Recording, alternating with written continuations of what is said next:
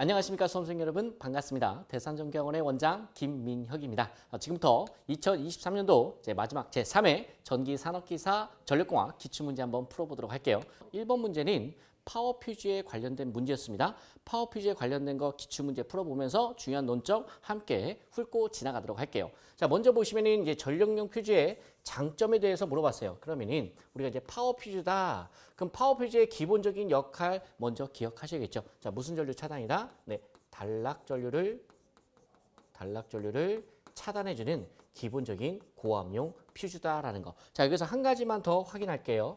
자, 우리가 단락전류가 너무 커요. 그러면 단락전류를 좀 줄이고 싶을 때 그때 사용하는 리액터가 있었죠. 그게 뭐였죠? 한류 리액터. 그래서 단락전류를 제한하는 리액터는 뭐냐라고 할 때 한류 리액터. 이것도 시험 문제 충분히 나올 수가 있습니다. 그러면은 우리가 이제 이렇게 단락전류를 끊어주는 게 이제 파워퓨즈인데 이 친구의 장점과 뭐가 있겠어요? 예, 단점이 있겠죠.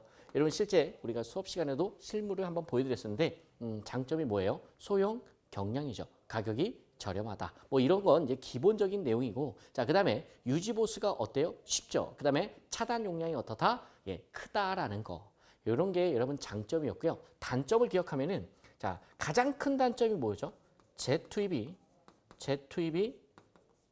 불가능하다라는 거. 한번 끊어지면 이제 갖다 버려야 된다 이런 얘기고. 자, 두 번째. 과도전류의 용단되기 쉽다라는 게 뭐였어요? 이게 바로 단점이었죠. 그럼 지금부터 과도전류에 용단되기 쉽다라는 말을 다시 한번 설명을 좀 해드리도록 할게요. 지금 내가 여기 어떤 보호하고자 하는 기기가 있어요. 그 기기 앞에 이렇게 파워퓨즈를 이렇게 설치를 했다라고 가정을 하겠습니다. 그러면은 처음에 이 전동기는 정지 상태에 있겠죠. 그리고 제가 스위치 버튼 ON을 딱 하고 눌러요. 누르면 애가 웅 하면서 애가 기동을 할 거야. 즉 움직이기 시작한다라는 거예요. 근데 그때 엄청나게 큰 전류가 흐른다고 그랬죠. 기동할 때 상당히 큰 전류가 흐른다. 그걸 우리가 기동전류, 시동전류, 스타트 전류다. 그러면 그 전류가 워낙 크다 보니까 퓨즈가 댕가당 끊어진다라는 거죠. 그럼 이거 좋은 거예요, 안 좋은 거예요? 안 좋은 거죠. 아니, 내가 시동하려고 하는데 퓨즈 나가는 거 아니겠습니까? 그러면 시동 자체가 안 되는 거죠. 그래서 이 기동전류 때문에 문제가 된다. 그럼 이렇게 순간적으로 아주 과도하게 흐르는 전류를 우리가 뭐라고 합니까? 바로 과도전류다라고 얘기를 하는 거죠. 이러한 과도전류에 용단되기 쉽다라는 것이 바로 파워퓨즈의 단점이었습니다. 나머지는 리딩하고 끝내시면 되겠네요. 다음 문제 살펴보도록 할게요. 2번. 송전선에서 전압변동률에 대해서 물어보네요. 전압변동률에 관한 식인데 VR2분의 VR1 VR2다. 자, 여기에서 VR1은 뭐냐? 바로 무부하시 수전단 전압을 얘기하는 거죠. 자, 요거 여러분 가볍게 한번 복습해 볼게요. 여러분들께서 공부를 하실 때 누구하고 얘하고 이제 비교를 할 줄 알아야 되냐? 바로 전압 강하 또는 전압 강하율과 좀 비교할 수가 있어야겠죠. 전압 강하율 델타는 수전단 전압분의 송전단 전압 빼기 수전단 전압이에요. 그래서 그 꼴이 거의 비슷하지 않습니까? 하지만 그 의미는 차이가 난다라. 자, 예를 들어서 전압 강하율이라는 것은 송전단 전압과 수전단 전압. 자, 저기 50km 떨어진 저 송전단과 지금 내가 받고 있는 이 수전단 사이에 그때 전압의 차이의 비율을 얘기하는 거죠. 그럼 그때는 바로 뭐 때문에? 선로의 저항과 선로의 이 리액턴스 R과 X 때문에 송전단 전압과 수전단 전압 간에 차이가 생기지 않습니까? 그걸 우리가 비율로 나타내는 게 전압 강하율이고, 여러분 전압 변동률이라는 것은 무부하시 수전단 전압과 상대적으로 VR2는 뭐예요? 부하가 걸려있는 상태에서의 수전단 전압을 이야기한다. 아하, 그럼 부하가 있을 때와 부하가 없을 때 수전단 전압의 그 차이를 물어보는 게 뭐다? 전압 변동률이다라는 거죠. 부하가 많이 걸리면 어때요? 예, 어깨가 무거워서 여러분 전압이 떨어져요. 부하가 없으면 어깨가 가볍죠? 예, 그러면 어깨가 막 올라가겠죠? 자, 이런 식으로 이렇게 해서 가볍게 생각하시면 되고요. 여기 VR1에 대해서 물어봤으니까 정답은 뭐예요? 무부하시를 먼저 찾아야 돼요. 무부하시. 그럼 2번 탈락, 4번 탈락이죠. 자, 그 다음에 수전단 전압이다. 왜 수전단 전압이냐? 아하, 그 기준이 뭐다? 수전단 전압입니다. 예, 정답은 몇 번? 예, 3번. 넘어가도록 할게요. 다음 문제. 자, 3번 문제 크게 어렵지 않습니다. 송전전력, 송전거리, 전선의 비중 및 전력 손실률이 일정하다고 가정할 때 전선의 단면적 A와 송전전압과의 관계로 옳은 것을 골라라. 아, 중요한 건 뭐예요? 단면적과 그다음에 전압과의 관계를 물어보는 거네요. 자, 그러면은 여러분 그냥 정답만 체크하고 가기에는 좀 아쉬우니까 여러분 식 한번 써볼게요. 파워 로스는 자, 예를 들어서 자, 3상 3손식이라고 할게요. 3상 3손식이라고 할게요. 파워 로스는 3의 i의 제곱의 r이죠. 여기 i에다가 루트 3 v 코사인 세타분의 p를 집어넣고 계산하면 v의 제곱의 코사인 제곱 세타의 p의 제곱의 r이다. 와, 이 식 진짜 많이 보지 않았습니까? 자, 이때 여기서 r은 전선의 저항이죠. 전선의 저항 r은 로 곱하기 a분의 l이죠. 자, 이 식에다가 요거를 집어넣어서 계산해 볼게요. 그러면 식이 어떻게 바뀌냐? 자, 이렇게 바뀌죠. v의 제곱에 곱하기 코사인 제곱 세타의 p의 제곱에 지금 로 al 이거 넣을게요. 로 l 들어가고 여기 a. 아, 지금 a와 전압과의 관계예요. 그래서 단면적 a는 전압의 제곱에 비례한다. 즉 전압이라는 요소만 만약에 본다면 다른 거는 보지 말고 전압이라는 요소만 보면 전압이 올라가면 올라갈수록 전선의 굵기는 얇아져도 된다. 또는 전선의 중량으로 바꿔도 돼요. 웨이트. 전선의 중량이나 단면적이나. 즉 전압이 올라가게 되면 전선의 중량 또는 전선의 단면적은 낮아진다라는 거야. 제곱에 반비례하면서. 자, 요걸 찾으면 정답은 몇 번이에요? 예, 3번이죠. 물론 이거 말고 이 식과 관련돼서 다르게 여러 가지로 물어볼 수 있어요. 전력 손실과 역률과의 관계. 그다음에 지금 단면적과 전압과의 관계. 단면적과 또 이러한 관계들을 시험에서 충분히 여러모로 바꿔서 낼 수가 있으니까 요 식은 여러분 기본식이야. 기본식. 왜 제가 이렇게 기본식이다라고 말씀드리냐면 나중에 이렇게 해서 이제 필기를 합격하시면 2차 실기 가서 또 저하고 수업을 하겠죠. 그때 여러분들 이거 정말 많이 나와요. 그러니까 어차피 외워야 될 식입니다. 그래서 좀 이렇게 해서 1차 때부터 공부를 잘 해두셨으면 합니다. 자, 그 다음에 요거를 잠깐만 지우고 지금 좀 전에 제가 뭐라고 썼죠? 예를 들어서 3상 3선식일 때 파워로스는 어떻게 쓴다? V의 제곱에 곱하기 코사인 제곱 세타의 P의 제곱의 R이다. 이거 다시 쓸게요. 그러면은 V의 제곱에 코사인 제곱 세타의 P의 제곱에 그다음에 여기에 이제 로하고 L하고 단면적 A다. 자, 이거는 몇 상 몇 선식이야? 3상 3선식 때. 만약에 여러분 단상 2선식일 때. 자, 이거 파워로스 구하면 어떻게 돼요? V의 제곱에 코사인 제곱 세타의 P의 제곱에 R에 여기다가 앞에 숫자 뭐만 붙으면 돼요? 2만 붙으면 되죠. 왜? 단상이니까 전류 I값 넣을 때 루트 3 V 코사인 세타분의 P가 아니라 루트 3이 빠져야 되잖아요. 루트 3 빠져서 계산하면 이렇게 나오죠. 그러면 이거 다시 써볼까요? 이거는 V의 제곱에 코사인 제곱 세타의 2의 P의 제곱에 그 다음에 요 R 대신에 똑같이 넣어주면 로하고 L하고 여기 단면적 A. 자, 이러한 식들은 충분히 여러분께서 이거를 이해하셨으면 이 밑에 거 정리하는 거는 1도 아니에요. 그러니까 얘를 모르니까 이와 연관된 것도 여러분께서 헷갈릴 수가 있는 건데 좀 같이 여러분께서 정리를 좀 해주셨으면 합니다. 그리고 우리 기출문제에서 이렇게 나올 수도 있죠. 자, 그래프로 나올 수도 있어. 지금 요 3번 문제를 그래프로 낼 수도 있습니다. 좀 X축을요. 예를 들어서 이제 전압이라고 할게요. 전압. 그 다음에 요 Y축을 건설비라고 할게요. 건설비. 비용, 코스트. 그러면은 지금 이 관계를 보고 그래프를 그린다면은 전압하고 건설비하고 뭘 비교할 거냐? 바로 전선의 굵기 또는 전선의 비용. 자, 이게 어떤 관계냐? 이런 관계죠. 제곱에 반비례하니까. 그래서 이 그래프가 전선비를 나타내요.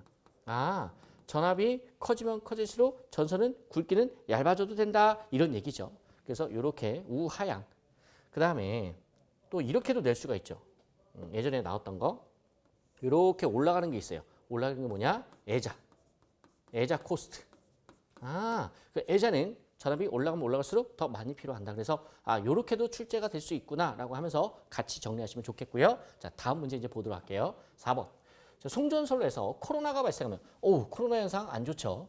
이게 발생하면 전선이 부식이 된다. 무엇에 의해서 부식이 되냐? 정답은 오존이죠. 오존은 O3죠. 산소가 3개나가 붙어 있어요. 아주 강한 산화제입니다. 우리가 종말 처리장에서 우리가 독성 아주 강한 거 써가지고 여러분 각종 안 좋은 것들을 다 죽이죠. 그걸 뭐예요? 오존으로 뿌리지 않습니까? 예, 아주 강한 산화제예요. 그래서 전선이 부식이 된다 이렇게 이야기를 하죠. 자, 다음 문제 갈게요. 5번 상상상선식에서 뭐예요? 선로에서 오프셋. 자, 오프셋. 시험에서 가끔은 이렇게 영어로도 물어보죠. 예, 오프셋을 주는 주된 이유는. 자, 오프셋 어떻게 썼죠? 자, 이렇게 해서 이렇게. 자, 철탑을 제가 이렇게 조금 간단하게 그렸어요. 그럼 밑에 여기 애자가 있고요. 자, 그 밑에 이렇게 전선 지나가고 요거 이제 전선이라고 할게요. 그다음에 여기 애자가 있고 뭐 그 밑에 이렇게 전선이 있다고 할게요. 그랬을 때 지금 딱 보면 요 철탑 암의 길이가 이 철탑 8이죠. 이 철탑 8을 철탑 암이라고 그래요. 이 철탑 암의 길이가 서로 같아요, 달라요? 예, 다르단 말이야. 조금 이렇게 떨어뜨려 준다라는 거지. 왜 떨어뜨려 줘? 자, 얘가 바람이 불면 얘가 왔다 갔다가 내가 휘잉 하고 돌아. 얘가 또 왔다 갔다 휘잉 하고 돌아. 돌다가 위 아래 상하 전선이 혼촉되거나 혼촉 또는 우리가 이걸 단락이라고 표현하죠.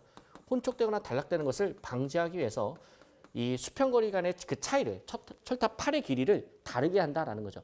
다르게 해서 떨어뜨렸다. 다르게 해서 세팅한다. 그래서 오프셋이다라고 했습니다. 그래서 정답은 단락 방지. 여기서 말하는 이제 단락 방지를 좀 풀어서 이야기를 하면 상하 전선의 혼촉 방지, 상하 전선의 단락 방지다라는 거예요. 근데 가끔가다 보기가 이렇게 썰렁하게 단락 방지라고 한다면은 예, 정답은 1번으로 가주시는 거고 가끔 시험장 가시면은 얘가 정답으로 보일 수도 있습니다. 이 말이나 같은 말이다라는 겁니다. 자, 다음 문제 갈게요. 6번. 어느 발전소에서 발전기의 그 전격이 13.2kV다. 여러분 이렇게 13.2kV다 전압을 주면요. 그건 다 성간 전압입니다. 무슨 전압 기준? 성간 전압 기준이에요. 그 다음에 용량이 93,000이래요. 그 다음에 퍼센트 임피던스가 95%네요. 이랬을 때 이것은 몇 옴인가? 아하, 그럼 여러분께서 외우셨던 공식 퍼센트 임피던스 구하는 공식 한번 써볼게요. 퍼센트 임피던스는 공식이 어떻게 돼요? 10V 자승분의 PA의 Z다라고 했습니다.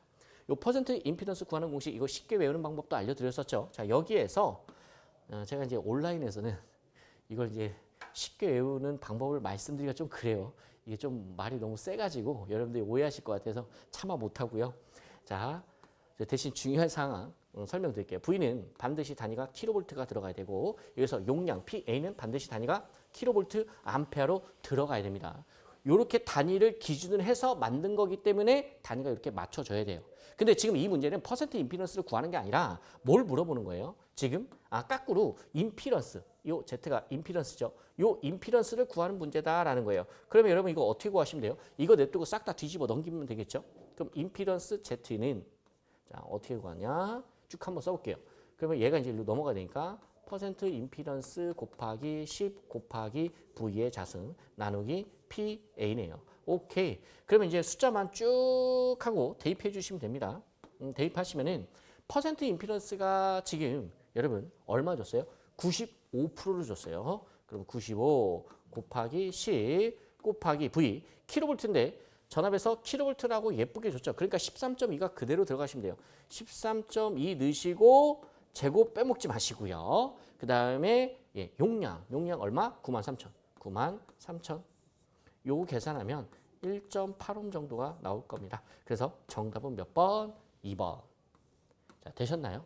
근데 여러분들 만약에 시험장에 왔는데 도저히 공식이 기억이 안 나요. 그럼 찍고 와야겠죠. 찍고 올 때 여러분 한번 생각을 해보세요.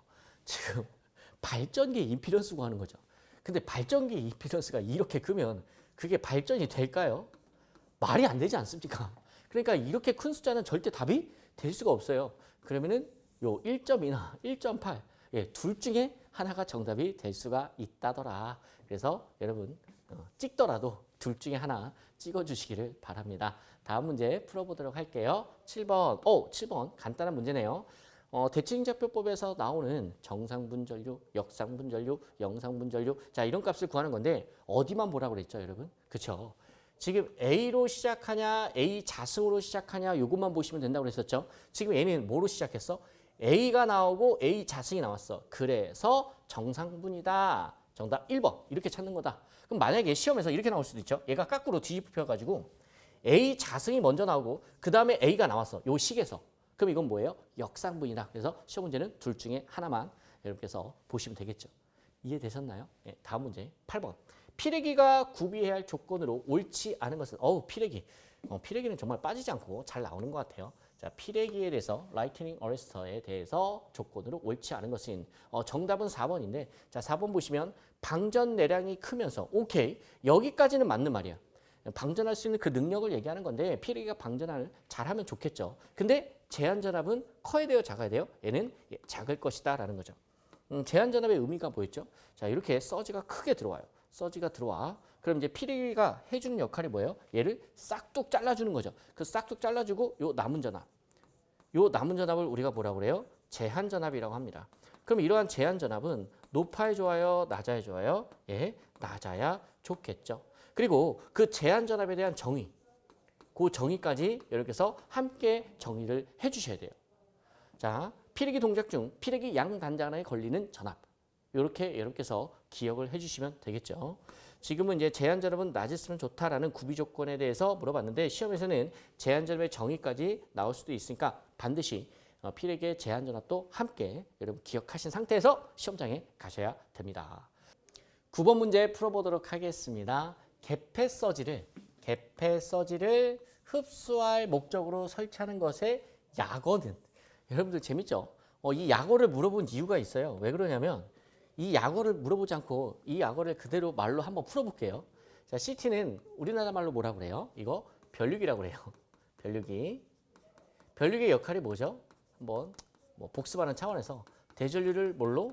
소전류로 바꿔주죠. 그래서 커런트 트랜스포머의 약자죠. 그다음에 GIS, 가스 인슐레이티드 스위치 기어죠. 그래서 가스 절연 개폐 장치죠. 오케이. 그다음에 ATS. 저 요거 하나 더 할게요. ATS 오토 트랜스퍼 스위치. 그래서 자동 절환 개폐기. 자, 그러면 이제 하나 남았네요. 도대체 요 SA가 뭘까라는 거예요. 이거 우리나라 말로 바꾸면요. 서지 흡수기예요. 그래서 서지 업서버. 그래서 SA라고 합니다. 그러면 서지죠. 여기 뭐 붙어 있어요? 서지 흡수하다 업서버. 아, 정답 몇 번? 2번. 자, 이렇게 해서 문제를 이제 푸는 건데요. 자, 이렇게 끝내면 여러분께서 좀 황당해 하실 것 같아서 잠깐 설명을 좀 드려보도록 할게요. 간단하게 조금 이제 분류를 잠깐 먼저 한다면 우리가 이제 어떤 서지, 어떤 이상전압이 종류가 두 가지가 있어요. 하나는 외부 이상전압과 하나는 이제 내부 이상전압이죠. 그래서 외부 이상전압에 대해서 우리가 이야기를 한다면 하늘에서 떨어지는 직경례가 있고 그리고 조금 힘이 약한 유도례. 그러니까 직경례는 힘이 센 거, 유도례는 좀 힘이 약한 거. 이러한 외부 이상전압이 있고요. 이러한 외부 이상전압에 대한 변압기를 보호하는 그 보호기기가 뭐예요? 바로 피레기죠. 그래서 변압기 1차 측에다가 여러분 낙내로부터 이 변압기를 보호하기 위해서 피레기를 설치한다. 피레기가 뭐죠? 라이트닝 어레스터, LA라고 하죠. 그러니까 피레기는 외부 이상전압에 대한 방호 대책이 된다. 이런 이야기고 그 다음에 내부 이상전압. 내부 이상전압의 종류는 너무 많아. 너무 많은데 그 내부 이상전압 중에서 여러분 되게 센 내부 이상전압이 있어. 아주 센 놈. 그게 뭐냐? V12의 개폐서지예요. 개폐서지. 이게 무슨 말이냐면 여러분 우리가 실질적으로 현재 빌딩이나 아파트나 공장이나 일반적인 이러한 건물에서 1차 측 고압용 차단기는 몽땅 다 V12를 현재 쓰고 있습니다. 왜? 얘가 너무나 좋은 장점들이 많아요. 근데 얘가 이제 치명적인 단점이 있어요. 그게 뭐냐면 얘가 열고 닫을 때 그 개폐서지가 상당히 크게 발생합니다. 그러면은 이 개폐서지가 이게 얼마나 이제 조금 아이러니하냐면 여기 변압기가 있어요. 변압기가 있고 이 변압기로 위에 우리가 이제 뭐를 이렇게 설치하는 거예요? 차단기를 쓰긴 쓰는데 무슨 차단기 쓰는 거예요? V12 쓰는 거죠. 그럼 얘가 붙었다 떨어졌다 붙었다 떨어졌다 여기서 서지가 발생해서 이 변압기한테 영향을 주는데 그 변압기가 몰드 변압기나 건식 변압기를 쓰잖아요. 얘가 크랙이 가요. 근데 실질적으로 우리 몰드 변압기나 건식 변압기를 현재 많이 사용하고 있거든요. 오, 이거 어떡하지? 그래서 이 친구로부터 얘가 발생하는 이 서지로부터 얘를 보호하기 위해서 여기에다가 피레기하고 거의 유사해요. 거의 유사해요. 그래서 서지 흡수기라는 친구를 이렇게 설치를 해줍니다. 그래서 얘가 발생한 서지를 이렇게 빼주는 얘가 뭐예요? 서지 흡수기다라는 거죠. 자, 이해되셨죠? 그래서 얘는 서지 흡수기 바로 여기에 대해서 이제 보호하기 위해서 서지 흡수기 SA를 설치하는 거죠. 그래서 외부 이상 전압에 대한 방호 대책은 피레기가 되는 거고 내부 이상 전압에 대한 방호 대책이 뭐다? 서지 흡수기다. 그 내부 이상 전압 중에서 아주 무서운 서지가 개폐 서지다. 이 개폐 서지 누가 일으키냐? V12가 아주 크게 일으킨다. 그걸 우리가 흡수할 목적으로 사용한다. 이렇게 하시면 거의 퍼펙트하게 정리가 되는 겁니다. 다음 문제 풀어보도록 할게요. 자, 10번. 10번 보시면은 전력계통에서 안정도 향상 대책과 관련이 없는 것은 크게 어렵지 않네요. 그럼 안정도의 향상 대책 중에서 큰 것만 일단 잡을게요. 첫 번째, 직렬 리액턴스. 리액턴스 또는 그 임피던스를 어떻게 한다? 작게 한다. 그럼 임피던스를 작게 하는 방법은 여러 가지가 있죠. 복도체를 사용한다든지 아니면 변압기나 이런 기기들을 우리가 제작할 때 발전기 같은 것들을 임피던스 또는 리액턴스를 아주 작게 만드는 거죠. 자, 그다음에 이것도 저것도 안 돼. 그럼 이제 콘덴서를 넣어주는 거죠. 그다음에 여러 가지 방법들이 있어요. 두 번째 한번 해볼까요? 두 번째. 전압 변동을 어떻게 해야 돼? 억제시키고 싶어. 그럼 그때 우리가 뭘 할 수 있어요? 계통을 연계할 수가 있겠죠. 또는 중간 조상 방식을 채택할 수도 있겠죠. 그 다음에 소극여자 방식을 채택할 수도 있겠죠. 그 다음에 세 번째, 계통에 어떤 충격이 왔을 때 그 충격을 어떻게 줘야 돼요? 경감시켜 줘야겠죠. 그래서 고속도 제페로 방식을 채택한다. 적당한 중성점 접지 방식을 채택한다. 이런 내용들이 있었어요. 아니면 고장을 신속히 제거를 한다든지. 이런 것들이 전반적인 안정도 향상 대책과 밀접한 관련이 있는 거죠. 자, 이걸 봤을 때 여러분 보세요. 지금 안정도라는 개념이 뭐였어요? 주어진 운전 조건 하에서 여러분 내가 전기를 얼마만큼 스테이블하게 안정적으로 공급할 수 있는가 그 능력을 얘기하는 거 아닙니까? 그러니까 이제 거기에 대해서 읽고 내려가면 되게 쉬워져요. 그래서 고장이 난다면 빠르게 고장을 제거해라. 그리고 전압이 변동이 일어났어. 그럼 빠르게 보상을 해줘라. 이런 얘기죠. 그다음에 병렬 송전선로의 추가 건설? 지금 직렬이 뭐야? 병렬. 이 말은 회선수가 점점 늘어나는 거죠. 그럼 점점 늘어가게 되면 그 임피던스는 커져요, 작아져요? 작아지겠죠. 그러니 당연히 안정도가 올라간다. 3번이 틀렸네요. 큰 임피던스 변압기를 사용한다. 아니, 큰 게 아니라 임피던스 어떻게 하라고요? 리액턴스 어떻게 하라? 작게 하라. 임피던스를 작게 하라. 리액턴스를 작게 하라. 같은 의미다. 또는 이걸 어떻게 표현할 수도 있죠? 단락비를 크게 하라. 자, 이렇게 해서 연결을 지을 수도 있겠네요. 자, 다음 문제 보도록 할게요. 11번. 11번 보시면은 지금 대지전압을 2라고 했고요. 통신선의 대지정전용량을 CB라고 갖고 전력선과 통신선 사이의 상호정전용량을 CAB라고 할 때 통신선에 뜨는 정전 유도 전압은 이거 어떤 거였어요? 자, 예를 들어서 우리 철탑에 송전선로가 이렇게 있다고 할게요. 자, 요게 여러분 전력선이라고 할게요. 요거 전력선. 요 전력선을 뭐 A라고 하죠. 근데 거기 옆에 한 500m 떨어진 지점에 500m? 너무 많이 떨어졌어요? 그럼 한 300m 떨어졌다고 할까요? 자, 아무튼 어느 정도 일정 거리에 여기에 이제 뭐가 지나가나? 통신선이 지나가요. 이렇게. 그러면은 여기 이 전력선에는 상당히 높은 전압이 걸려 있죠. 여기 이제 대지라고 한다면 상당히 높은 전압이 걸려 있어요. 그래서 얘와 얘 사이에 정전 용량이 존재하죠. 얘를 이제 B라고 할게요. 그러면은 얘와 얘 사이에 뭐가 존재해요? 상호 정전 용량이 존재하지 않습니까? 그리고 지금 이 친구, 이 통신선과 대지 사이에는 또 뭐가 있겠어요? 대지 정전 용량이 있겠죠. 그 대지 정전 용량을 문제에서는 지금 뭐라고 줬어요? 대지 정전 용량을 CB라고 줬어요. 대지 정전 용량을 CB. 그러면 얘가 뭐예요? CB다라는 거죠.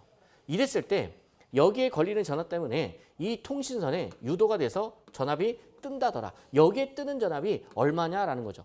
그러면 얘하고 지금 직렬이죠. 그리고 전압이 분배가 되겠죠. 그러면은 얘한테 영향을 가장 많이 받겠네요. 그래서 CAB가 분자에 들어간 거 찾으면 정답 3번이 되는 거죠. 얼마나 쉬워요. 만약에 이게 눈에 들어오지 않으면은 여러분 이렇게 생각해 보세요. 자, 이렇게 생각해도 돼. 지금 여기 정전 용량이 있고 여기에 또 정전 용량이 있죠. 이걸 회로를 이렇게 해서 여기를 2라고 할게요. 이렇게 해놓고 지금 얘가 이제 CAB고 얘가 CB다라는 거죠. 그러면은 여기에 걸리는 요 전압이 바로 뭐예요? 정전 유도 전압이죠. 그럼 여기에 걸리는 전압, 이거 지금 직렬회로잖아요. 그럼 누구 거 올려야 돼? 남의 거 올리지 않습니까? 이거 회로 이론에서 기본이지 않습니까? 남의 거 올리는 거. 남의 거 뭐예요? CAB. CAB가 뭐예요? 상호 정전 용량이죠. 그래서 정답 3번이다라는 거죠. 자, 이렇게 해서 풀어보시면 되겠고요. 이거는 지금 여러분 전력선을 한 선만 비교한 거지. 몇 선? 한 선만. 근데 실질적으로 전력선은 몇 가닥 있어요? 세 가닥 있죠. 여기 하나, 여기 둘, 여기 셋. 얘가 이제 전력선이 되는 거고. 그리고 여기 이제 여러분 통신선이 있다고 할게요. 얘가 뭐예요? 통신선이라고 할게요. 그러니까 개념만 잠깐 복습하는 차원에서 알려드린 거예요. 그럼 얘가 A, 얘가 B, 얘가 C라고 할게. 그럼 얘와 얘 사이에 존재하는 상호정전 용량. 얘와 얘 사이에도 상호정전 용량이 있고 얘와 얘 사이에 상호정전 용량이 있죠. 그래서 얘를 CA, 얘를 CB, 얘를 CC라고 할 때 지금 여기에서 이제 전압이 뜬다. 그리고 얘와 얘 사이에 또 뭐가 존재해요? 대지정전 용량 CS가 뜬다라고 했을 때 이러한 논점과 관련되어 있는 공식이 두 가지가 있죠. 그 공식 한번 써볼게요. 복습하는 차원이니까. 자, 먼저 첫 번째 가장 만만한 것부터 중성점 잔류전압 구하는 공식. 중성점 잔류전압 뭐 EN이라고 할게요. EN은 자, 쭉 CA에 플러스 CB에 플러스 CC분의 루트 쭉 하고 CA에 가로 열고 CA 마이너스 CB 가로 닫고 플러스 CB 가로 열고 CB 마이너스 CC 플러스 CC CC 마이너스 CA 이렇게 그 다음에 곱하기 상전압 2 상전압 2는 어떻게 구합니까? 성간전을 뭘로 나눈다? 루트 3 요게 이제 중성점 잔류전압 구하는 공식이고 그 다음에 정전 유도전압 구하는 공식 있죠. 뭐? 정전 유도전압. 그럼 3상에서 정전 유도전압은 어떻게 구하냐? 아까 전에 지금 요 11번 문제는 단선, 전선 한 가닥이라고 본 거고요. 만약에 3상에서 선 세 가닥에서 뜨는 정전 유도전압을 구하는 공식을 쓴다고 한다면 요 공식에다가 뭐만 더하면 돼요? CS만 들어가면 돼요. 그러면 이게 뭐가 돼요? 정전 유도전압이 돼요. 다시 얘가 빠지면 뭐예요? 중성점 잔류전압이 되는 거예요. 이해되셨죠? 자, 이렇게 감을 잡으시고 그 다음에 잠깐만요. 자, 요거 지워볼게요. 요거 지워보면 얘가 뭐였죠? 중성점 잔류전압 구하는 공식이에요. 근데 시험에서요. 이렇게 시험 문제, 계산 문제 나올 수 있어요. CA는 뭐 얼마, CB는 뭐 얼마다. 그리고 CC는 또 얼마다. 이렇게 각각을 줘. 그리고 이 중성점 잔류전압이 154kV, 예를 들어서 154kV에서 지금 CA 값, CB 값, CC 값을 주고 얘가 얼마만큼 되는지 이 중성점 잔류전압이 그리고 얘가 이 상전압에 비해서 몇 퍼센트 정도 해당되는지 그럼 이걸 계산을 하래요. 그럼 그 값을 다 일일이 넣고 그걸 나중에 다시 뭘로? 상전압으로 한번 나눠줘야 돼. 그럼 154의 상전압이니까 이거 루트 3이죠. 그러면은 여러분 들어보시면 내용이 복잡해요? 안 복잡해요? 복잡하죠. 그럼 이제 그런 기출문제가 나오면은 정답은 1.9%야. 언제 계산기 두드려? 그냥 1.9 암기하고 끝내는 거죠. 아시겠죠? 자, 이렇게 해서 여러분 간단하게만 좀 정리를 했고요. 다음 문제 풀어보도록 할게요. 12번. 12번 문제 별로 안 어렵습니다. 순저항부하. 여러분 지금 앞에 요거 하나만 체크할게. 무슨 부하? 순저항부하. 여러분 그러니까 저항만의 회로죠. 그러니까 저항만에서는 R만의 회로에서는 역률이 얼마입니까? 역률이 얼마다? 1이다라는 거는 알고 계시죠? 자, 그 다음에 전력을 P라고 한다. 전압을 E라고 하고 선로의 길이를 L이라고 하고 고유 저항을 R라고 하고 단상 2선식 선로에서 선로 손실을 구하라네요. 선로 손실을. 그 선로 손실을 구하라는 게 아니라 선로 손실을 Q라고 했네요. 여러분하고 저하고 공부할 때는 보통 이제 선로 손실을 파워 로스라고 하는데 여기서는 이제 Q라고 쓰자라고 하는 거죠. 그리고 나서 뭘 구하래요? 예, 단면적을 구하래. 단면적. 자, 전기 방식은 단상 2선식. 그러면은 이거 어떻게 접근하냐? 그렇게 어렵잖아요. 일단 한번 들어보세요. 지금 여러분하고 저하고 열심히 공부했던 게 파워 로스예요. 파워 로스인데 지금 몇 상 몇 선식이래? 단상 2선식. 그럼 단상 2선식에서 파워로스는 어떻게 됐었냐? 전압의 제곱에 코사인 제곱 세타의 P의 제곱의 R이었죠. 맞죠? 그리고 여기다 숫자 뭐가 붙어야 돼요? 단상 2선식이니까 2가 붙어야 되는 거지. 그리고 여기에 R은 전선의 저항이죠. 그럼 전선의 저항 R은 로 곱하기 A분의 L이죠. 그러면은 이 식을 풀었으면 다시 이렇게 되겠죠. 전압의 제곱에 곱하기 코사인 제곱 세타의 P의 제곱에 2 곱하기 P의 제곱에 뭐예요? 숫자 넣어줘야지. 문자 로하고 L하고 단면적 A. 이렇게 여러분 우리가 쓸 수가 있겠죠. 근데 지금 문제에서 구하는 거는 여러분 뭘 물어봤어요? 전선의 단면적 A를 물어봤어요. 자, 전선의 단면적 A를 물어봤기 때문에 얘하고 위치를 바꿔주면 되겠죠. 그럼 전선의 단면적 A는 자, 위치만 바꿔주면 돼요. 얘하고 위치만 바꿔줘요. 그럼 전압의 제곱에 곱하기 코사인 제곱 세타의 파워 로스. 파워 로스가 여기에 들어오는 거죠. 그 다음에 이제 분자는 상관없죠. 2 곱하기 P의 제곱에 로의 L이야. 이제 끝났네. 자, 이제 마무리 할게요. 지금 역률은요. 순 저항만에 부하기 때문에 얘는 1이 됩니다. 얼마가 된다고요? 1. 그럼 이제 날아가는 거죠. 1은 곱하나 마나죠. 자, 여기 빼볼게요. 그리고 지금 문제에서 파워 로스라고 하지 않고 뭐라고 표현하자고 그랬냐? Q라고 표현하자고 했어요. 그래서 PL 대신에 여러분 Q라는 문자를 쓰겠습니다. 아, 요게 전선의 단면적과 아주 밀접한 관련이 있는 관계식이 되겠죠. 아, 요거 비슷한 거 찾으면 돼요. 물론 지금 조금만 더 디테일하게 해드리면은 지금 전압을 뭐라고 그랬죠? 전압을 2라고 그랬어. 그래서 저희는 이제 V라고 썼는데 여기서는 이제 2로만 바꿔주시면 되죠. 2의 뭐예요? 제곱이다라는 거지. 자, 여기 전압 2예요. 2의 제곱이다라는 거. 아하. 그러면은 여기 2의 제곱 안 들어가 있는 거 땡. 그리고 분자의 숫자 2가 들어가야 되겠죠? 분모의 숫자 2 들어간 거 땡. 얘는 2 안 들어갔으니까 땡. 정답 몇 번? 2번. 자, 이렇게 찾으면 됩니다. 문제 안 바뀝니다. 자, 다음 문제 가도록 할게요. 13번. 13번 보시면은 계기용 변성기 중에서 전압과 전류를 동시에 변성하여 전력량을 계량할 목적으로 사용하는 것은 이거는 사실 시험에 잘 나오지 않는 문제입니다. 근데 나왔어요. 그래서 간단하게 좀 기본적으로 좀 설명을 다시 한번 드려볼게요. 우리가 계기용 변성기의 일종인 PT라는 게 있었죠. 얘가 우리말 명칭이 뭐예요? 계기용 변압기예요. 그럼 계기용 변압기의 역할은 뭐냐? 1차 측의 고전압을 뭘로 바꿔주는 거? 아, 저전압으로 바꿔준다. 그래서 전압을 바꿔주는 기기 포텐셜이에요. 포텐셜 트랜스포머다라는 거고. 그다음에 또 뭐가 있었냐면 CT라는 게 있었어요. CT 우리가 뭐 계기용 변류기 또는 줄여서 변류기라고 하죠. 그럼 이 변류기의 역할이 뭐였죠? 아, 1차 측의 대전류를 2차 측의 뭘로 소전류로 바꿔주는 겁니다.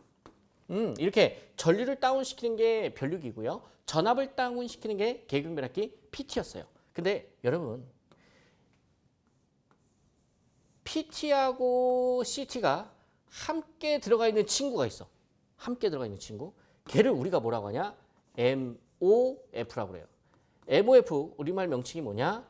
전력 수급용 계기용 변성기. 계기용 변성기 라고 하는데 이게 어떤 스토리냐면 우리가 전력량계 WH가 이제 전력량계라고 할게요. 이 전력량계를 설치를 하고 싶은데 지금 229 선로에다가 전력량계를 설치하려고 하는 거예요. 그럼 부담이 돼요, 안 돼요? 예, 상당히 부담이 되겠죠. 그러니까 그냥 설치 못 하니까 요 MOF 내부에는 PT와 CT가 들어가 있다 이거예요. 그 옆에 이렇게 이제 전력량계를 달아주는 거죠. 그래서 전압과 전류를 동시에 다운시키는 것을 누구한테 공급해 주는 거야? 즉 전력량계한테 보내주는 거죠. 그래서 전력량계가 우리가 이제 카운팅할 수 있게끔 이렇게 여러분 세트로 이해를 하시면 되는 거예요. 그래서 이 내용을 알고 이 내용을 보면 좀 쉬운데 얘만 그냥 딱 보면은 어렵게 느껴질 수가 있겠죠. 그래서 다시 한번 설명을 드리면은 정리할게요. 자, 전압을 변성해 주는 걸 뭐라고 한다고요? PT. 전류를 변성해 주는 걸 뭐라고? CT. 그래서 전압과 전류를 동시에 변성해 주는 걸 뭐라고 한다고요? MOF. MOF는 어디다 써먹으려고? 전력량계의 전원을 공급하기 위해서 써먹는다. 근데 그 명칭, 요거 MOF 찾는 거. 예, 여러분 재밌는 게 뭔지 아세요? 옛날 아주 먼 옛날에는 MOF 명칭을요. PCT라고 했었어. PT하고 CT가 함께 들어가 있다고. 근데 이제 요즘에는 이제 PCT라고 안 하고 MOF라고 합니다. 자, 그다음에 넘어가도록 할게요. 다음 문제. 여러분 조금만 참아주세요. 거의 다 왔어요. 자, 다음 문제 보시면 이제 14번이겠네요. 1BTU. 갑자기 짱돌 문제. 잘 안 나오던 문제가 나왔네요. 1BTU. 여러분, BTU가 뭐죠? 예, 브리티시 서멀 유닛이라고 해서 영국의 열량 단위예요. 영국의 열량 단위. 이것은 몇 킬로칼로리냐? 이건 이제 숫자를 외워야 풀 수 있는 문제죠. 정답은 1번입니다. 0.252 킬로칼로리를 우리가 1BTU다라고 이야기를 합니다. 다음 문제 갈게요. 15번. 전압이 일정 값 이하로 되었을 때, 전압이 일정 값 이하로 되었을 때 동작하는 것으로서 단락 시 고장 점검 검출용으로도 사용되는 계정 기능. 아하, 정답은 4번이에요. UVR. 그러면 이런 이번에는 이 언더 볼티지 릴레이, 우리나라 말로 뭐예요? 부족 전압 계정기야. 그럼 이 부족 전압 계정기는 전압이 일정 값 이하로 되었을 때 삐리릭 삐리릭 하고 동작하는 게 부족 전압 계정기고, 그 다음에 OVR은 뭐예요? 얘는 과전압 계정기죠. 전압이 일정 값 이상이 되었을 때 동작하는 거. 이 OVGR은 뭐죠? 지락 과전압 계정기. 지락 사고 시에 과전압 뜨는 거, 그거 여러분 캐치하는 게 OVGR이에요. 그러면 여기에서 여러분 전압이 떨어진다라는 것은 크게 우리 계통에서 두 가지 경우예요. 첫 번째, 한전에서 공급받는 메인 전원이 정전됐을 때, 정전시. 정전됐을 때 삐릭삐릭 UVR 동작해서 비상용 발전기가 차크닥 하고 움직이죠. 동작하죠. 자, 두 번째는 단락사고 시예요. 이게 무슨 말이냐? 단락시. 단락시는 왜 부족 전압 계정기예요? 그 관계를 좀 이해를 하시면 좋은데, 여러분 우리가 단락사고가 나면 단락 전류가 어떻게 돼요? 단락 전류가 커요, 작아요? 엄청나게 크죠. 근데 그때 고장시 그 전압은요 떨어지게 되어 있어요. 뭐 한다고? 전압이 떨어지게 되어 있습니다. 그럼 단락사고가 나면 전압은 작아지는 거고 전류는 어떻게 되는 거예요? 커지는 거죠. 그래서 이러한 스토리가 있는 게 뭐예요? 다 정답이 4번 부족 전압 계정기다라는 거죠. 이렇게 좀 설명을 들으시면 크게 어렵지 않으실 거예요. 자, 다음 문제 16번.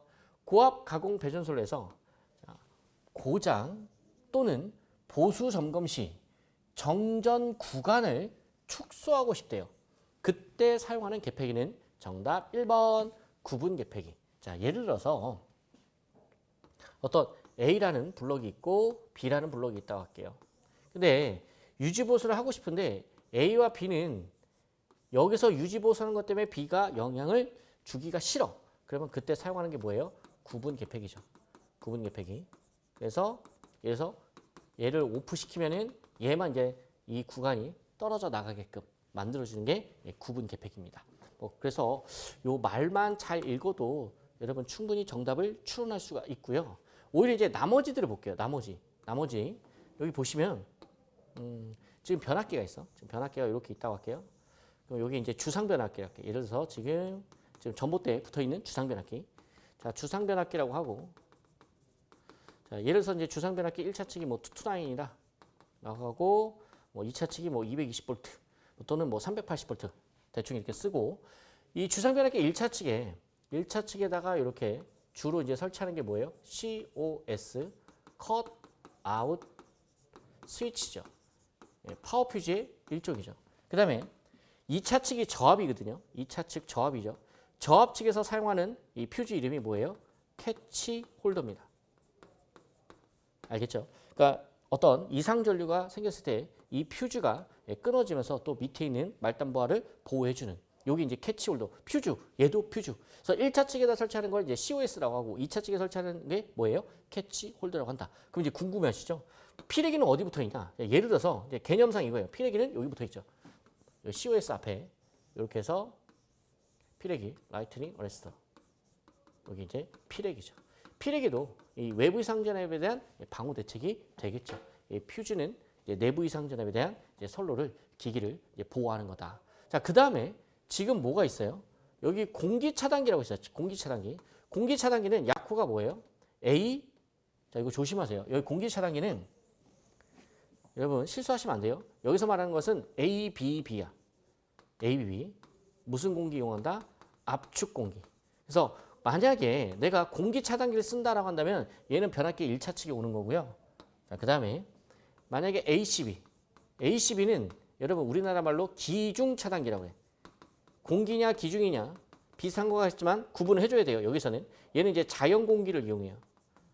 자연 공기. 그래서 ACB는 only 저압에서만 사용하는 거고요.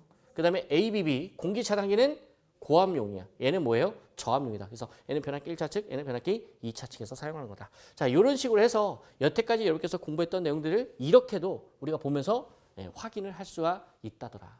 다음 문제 갈게요. 17번. 송전솔로에서 단락보호 개전 방식이 아닌 것을 골라래. 그러면 좀 전에 여러분 비슷한 거 했었어요.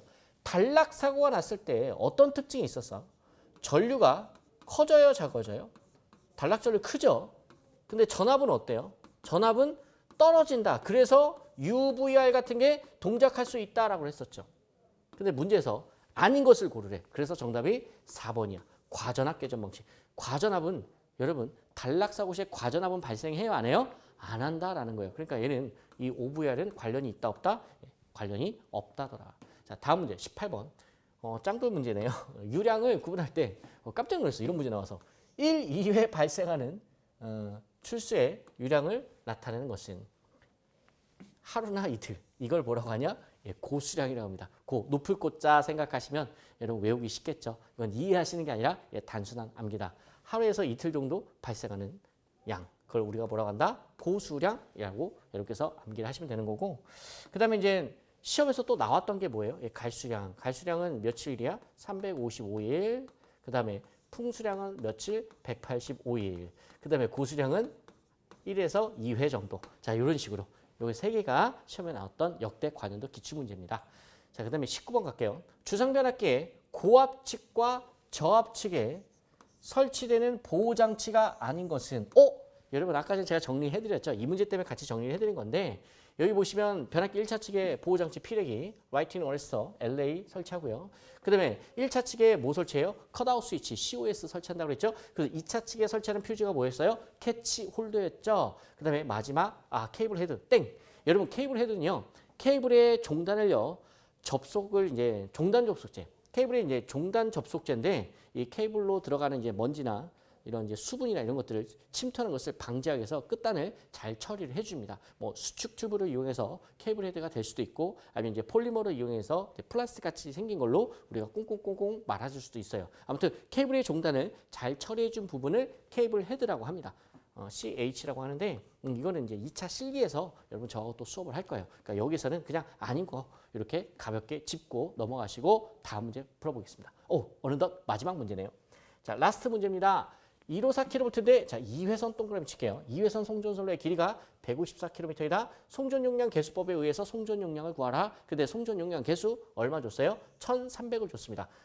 그러면 여러분 송전 용량 계수법에 의해서 송전 용량 구하면 되죠.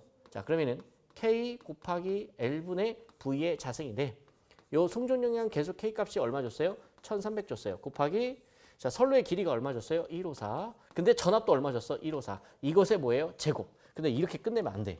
여기서 끝내는 게 아니라 지금 몇 회선이라고 했어요? 2회선이라고 했기 때문에 반드시 2를 곱해 주셔야 돼요. 그리고 이 단위가 여러분 킬로와트거든요. 근데 문제에서 뭘로 물어봤냐? 메가와트로 줬어. 그래서 여기다 끝에다가 곱하기 10의 마이너스 3승을 곱해 주시면 약 딱 떨어지진 않아요. 그냥 어바웃으로 400 메가와트 정도가 나온다더라. 그래서 정답은 4번. 자, 이렇게 해서 가볍게 한번 정리를 해봤습니다. 여러분들 송전 용량 구할 때 이렇게 송전 용량 계수법도 있지만 여러분 일반식 있죠? 송전 용량 PS는 X분의 VS의 VR에 곱하기 사인 델타. 여기서 이제 사인 델타 얘를 우리가 상차각 또는 뭐라고 그래요? 위상차라고도 이야기를 하죠. 그리고 여기서 X는 이제 유도성 리액턴스. 그래서 유도성 리액턴스가 커지면 송전 용량이 작아지지 않습니까? 뭐 이러한 내용. 그래서 크게 송전 용량을 물어보면 얘로 물어볼 수도 있고 얘로 물어볼 수도 있는데 이번 문제는 송전 용량 개수법을 가지고 문제를 푸는 것을 물어봤네요. 기사 시험에서는 요걸 물어보고 산업기사에서는 요걸 물어봤었네요. 자, 여기까지 해서 간략하게 20문제 정도를 풀어드렸고요. 기타 궁금한 사항 있으시면 언제든지 대산전기학원에 문의를 해주시면 되겠습니다. 여러분 고생 많으셨습니다. 수험생 여러분 고생 많으셨습니다.